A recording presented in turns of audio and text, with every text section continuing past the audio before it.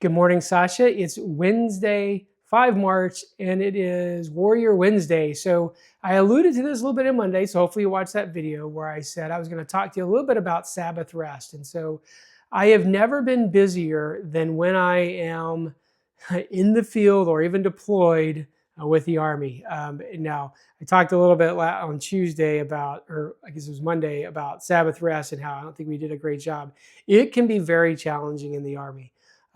But one of the things the Army does, which I'm very grateful for, is they have a chaplaincy corps, and they do a pretty good job usually of kind of coming out and sort of being the, hey, I've got 15, 20 minutes or half hour service or whatever.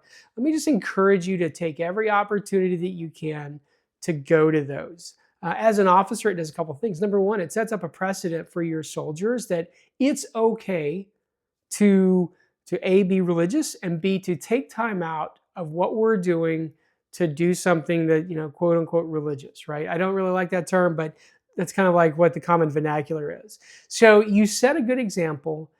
More than that, I think it gives you just a chance to try to decompress. It's not always successful because a lot of times your brain's going to be rolling around and doing things, but just the physical act of going to a service or, a lot of times, the chaplains, they're sensitive. Hey, this is in the middle of NTC and we're in battles. They'll keep it short, but it's too easy just to pass those things by. Probably the busiest I've ever been was when my second tour to Iraq, when I was working with General Pascaret. We were just kind of going constantly, really Monday through Saturday night. And then even Sunday afternoon, like the general was very good, not General Pascaret, but General Perkins, the division commander, was very good about kind of making sure that he did not come into work before like one o'clock, I think it was, on Sundays. Now he worked from his trailer. I mean, we were all kind of lived on the fob, so he had things that he could be doing, but he knew that if he came into the office, the whole staff was going to come in because the staff was always there to support the general. And so I thought that was, never really, I don't necessarily know that General Perkins, never really heard him say too many things about religion or Christianity or anything like that. So I don't really know where he stood, but I think that as a leader, he recognized it is important to have some rest. And so, again, busiest time in my life.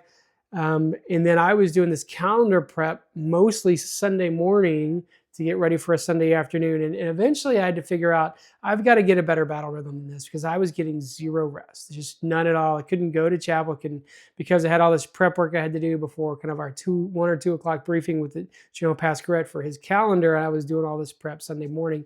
I really, really started to look at my week and go, I've got to get this figured out on, Friday and Saturday. I've got to get the calendar kind of squared away. So there's very little work to do on Sunday. And I talked a little bit about on Monday, hey, start thinking ahead of time about it because it can be prep just to be able to get some of that time. And I will say I did not have Sunday off. That was never really a thing when I was deployed to combat. But I did start taking that time off Sunday morning. I would get up, I would go to chapel, and it was refreshing. It was an hour or two. I would go to like breakfast and chapel and just try to decompress. And so I feel like that's super important.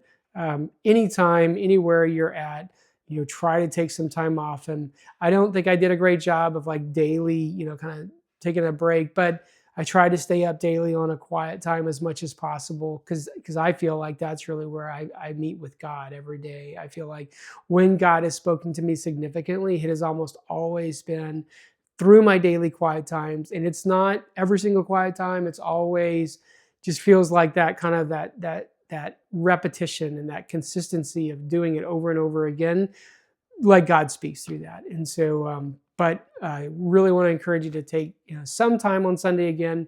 I know you're in college. Again, when I was in college, I would take kind of Sunday morning off and then start work Sunday afternoon because I had classes and things like that. So not saying abandon your work to take a Sabbath rest. I am saying try to carve out 2 or 3 hours, maybe 4, like maybe until noon. Like watch a sermon online, go to a church, get some lunch, and then get started on work or whatever it is that you have to do, and just kind of recharge. So anyway, I guess that's kind of the theme that I've had for the last couple of days is how do you recharge?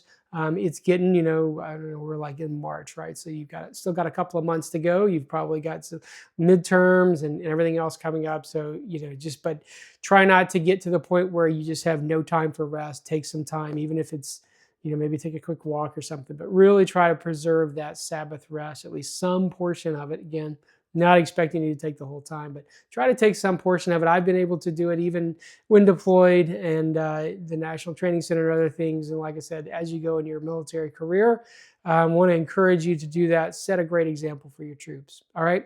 Love you. Bye.